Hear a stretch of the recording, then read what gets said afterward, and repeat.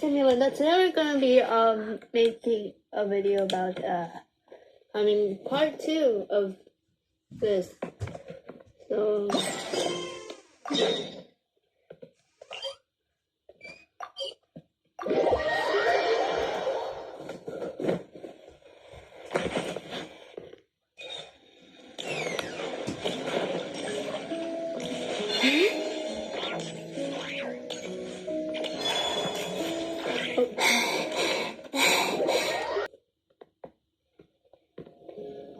Oh, you're here! I was just starting to wonder if I should send you clearer instructions. But then I thought, if I make my hints too obvious, it might get in the way of your travel plans. And then, just as I was pacing back and forth, agonizing over what I was going to do, you turned up here anyway. So, it looks like everything worked out fine. Hey, Nicole! You're so full of energy today! And words! You're so... I'll take that as a compliment. All right then.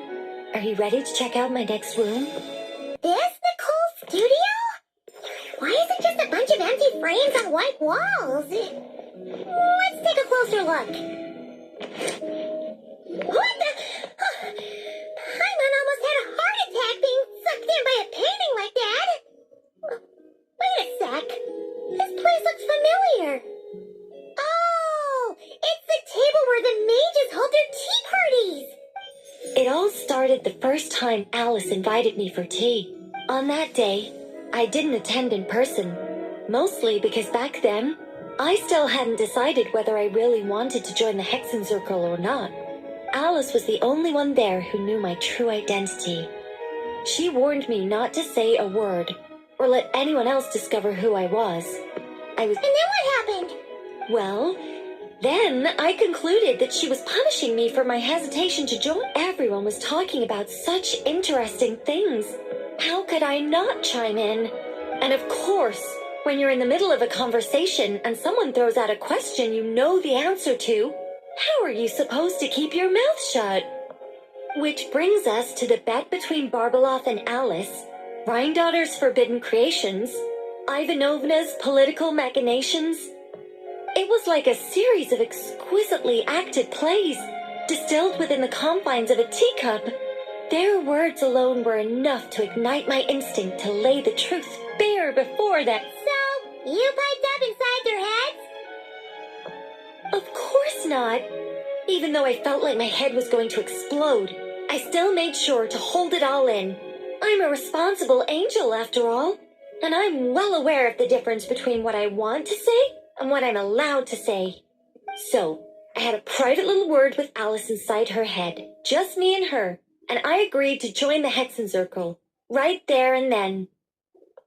She was quite happy about my decision, but as for the talking inside her head, well, she claims that over the next few days, she had such a headache that she had to visit a doctor in Liyue to get some relief. But she can hardly blame me for that. How about we go look at the other frames? Paimon's starting to feel like she needs some relief, too. Is that an Irminsul tree? Oh, this painting here? You're clearly no strangers to the white trees. But did you know that the first angel's betrayal happened beneath one of their very boughs? Huh. Paimon's curious now. Well then, I guess it's finally time for me to tell you a tale of romance and horror. Let me just think how best to protect the identity of those involved. All right, got it. A long, long time ago, there was once a traveler who wandered among the stars. They were nothing like you, but that's not important right now. One day, he traveled to a silver tree to visit the princess of the morning star.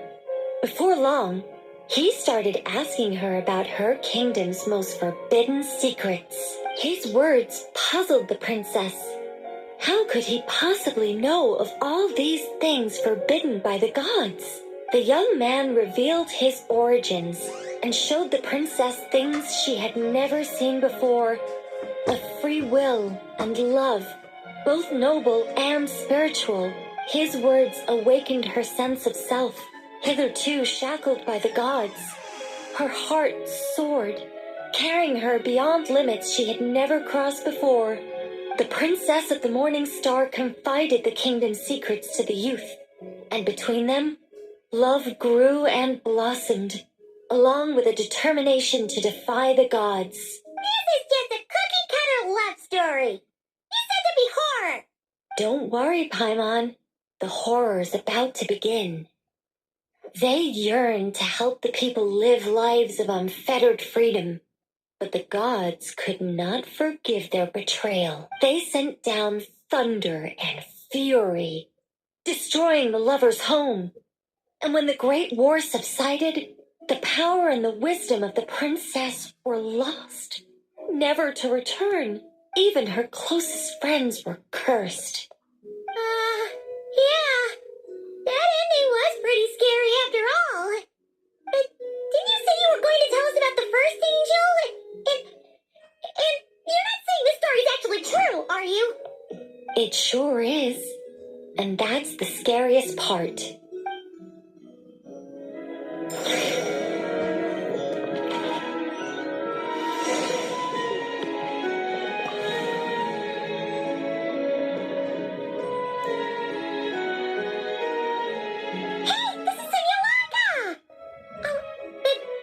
Why are there light novels from Yai Publishing House all over the floor? Well, on the subject of my literary enlightenment, my greatest inspiration of all is none other than Lady Anya herself. She was the last to join the Hexenzirkel, and yet the first to leave. I loved all of her stories, whether it was just an idea or a fully fleshed out manuscript.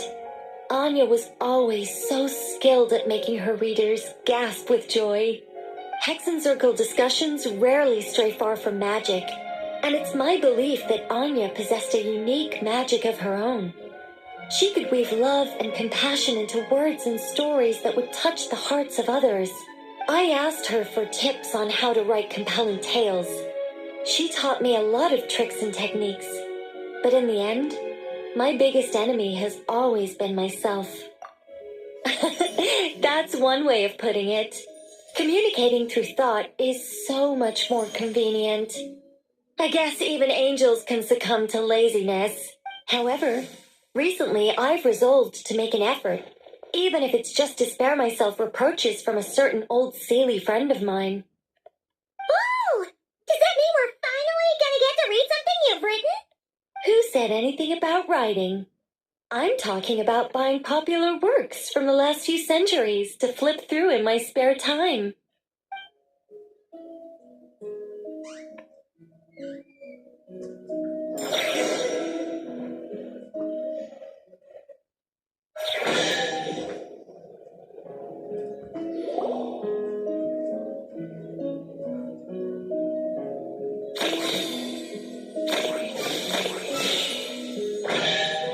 These paintings all remind me of places that hold great significance in my heart. And now, the studio has been fully restored. All right, go ahead and claim our reward. What? Don't look at me like that. Of course this reward is ours. You're not going to leave this chest unopened, are you?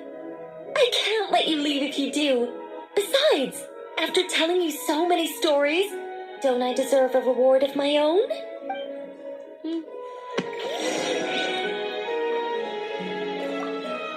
A happy story all wrapped up. See you next time. Come to think of it, this Mage's Lodge holds a special significance for me, too. A painting within a house within a painting, worlds within worlds. Fascinating, isn't it?